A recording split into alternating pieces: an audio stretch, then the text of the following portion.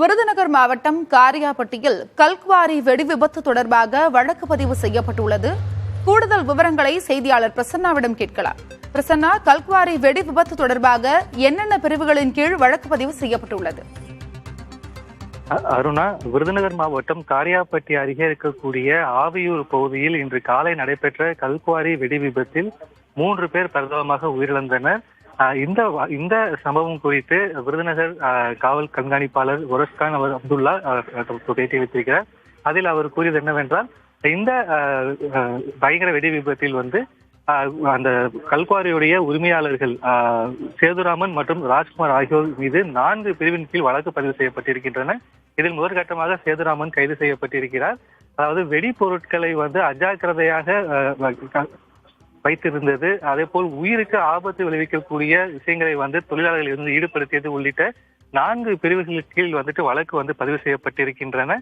ஏற்கனவே இந்த சம்பந்தப்பட்ட இந்த கல்குவாரியில் 1500 கிலோ அளவு வெடிமருந்து வைப்பதற்கு முறையாக அனுமதி பெறப்பட்டிருக்கின்றன. ஆனால் தற்சமயம் இந்த வெடி விபத்தின் பொழுது 1500 கிலோவுக்கு மேல் தற்பொழுது வெடிப்பொருட்கள் இருக்கக்கூடும் என்கின்ற கண்ணோட்டத்தில் போலீசார் விசாரணை மேற்கொண்டு வருகிறார்கள். ஏற்கனவே 2 வேன்களில் வைக்கப்பட்டிருந்த வெடிப்பொருட்கள் குடோனுக்கு மாற்றும் பொழுது அது முழுவதுமாக வெடித்து சிதறியது. ஆனால் அந்த வெடி விபத்து நடைபெற்ற சம்பவத்திலிருந்து 100 மீட்டர் தொலைவில் மற்றொரு வேனில் கிட்டத்தட்ட டன் கணக்கில் வெடிப்பொருட்கள் இருப்பு வைத்திருப்பது தற்போது கண்டறியப்பட்டிருக்கின்றன.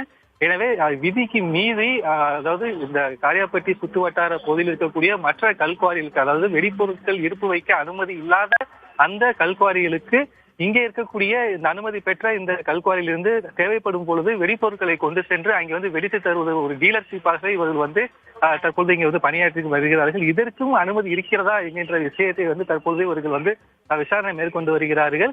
மாவட்ட நிர்வாகம் சார்பாக வெடிப்பொருட்கள் இருப்பு வைப்பதற்கும் வெடிப்பொருட்களை மற்ற கல்குவாரிகளுக்கு சென்று வெடி வைத்து அங்கே வியாபாரம் செய்வதற்கும் அனுமதி என்பது கொடுக்கப்படவில்லை.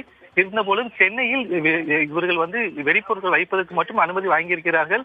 அதனால் இந்த தற்போது இருப்பு வைக்கப்பட்டிருக்கக்கூடிய, அதாவது வெடிக்காமல் வேனில் இருக்கக்கூடிய அந்த வெடிப்பொருட்களுடைய இருப்பு என்ன என்பது குறித்து கண்டறிவதற்கு மதுரையிலிருந்து இந்த வெடிப்பொருள் கடலில் அந்த குழுக்கள் தற்போது வந்து கொண்டிருக்கிறார்கள். அவர் வந்த பிறகுதான் என்ன வகையான வெடிப்பொருட்கள் இவர்கள் வைத்திருக்கிறார்கள், அது போக இந்த வெடி விபத்து சம்பவத்திற்கு காரணம் என்ன என்பதை குறித்து உறுதியாக சொல்ல முடியும் என்கின்ற விஷயத்தை அவர் கூறியிருக்கிறார்.